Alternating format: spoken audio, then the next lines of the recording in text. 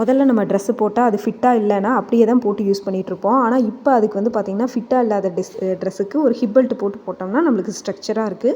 வெளியில் போய் நான் கடையில் வந்து செக் பண்ணி பார்க்கும்போது ஒரு ஹிப் பெல்ட்டே உங்களுக்கு வந்து பார்த்திங்கன்னா 150 200 அந்த ரேட்டு தான் வருது. ஆனால் 2 ஹிப் பெல்ட்டு காம்போவாக உங்களுக்கு 199 கிடைக்கிது. மோர் தென் ஒர்த்து. ஆனால் அந்தளவுக்கு குவாலிட்டியாக இருக்குமான்னு ஒரு டவுட்டோடையே இது பண்ணேன். இப்போ நான் இந்த கலெக்ஷன் வாங்கி ஒரு மாதம் கழிச்சு தான் இந்த வீடியோ போஸ்ட் பண்ணுறேன். 1 மந்த்தாக நான் வந்து என்னோடய இதுக்கெல்லாம் யூஸ் பண்ணிட்டு தான் இருக்கேன். நிறைய வீடியோவில் கூட நீங்கள் பார்த்துருப்பீங்க. ஸோ எனக்கு இது வந்து பார்த்திங்கன்னா ரொம்பவே கம்ஃபர்டபுளாக தான் இருக்குது. நான் யூஸ் பண்ணும்போது ரொம்ப சூப்பராகவே இருக்குது. எனக்கு ஃபிட்டாக இருக்குது. எனக்கு வந்து நான் போட்டு பார்க்கும்போது வந்து பார்த்திங்கன்னா எனக்கு ரொம்ப ஃபிட்டாக இருந்துச்சு.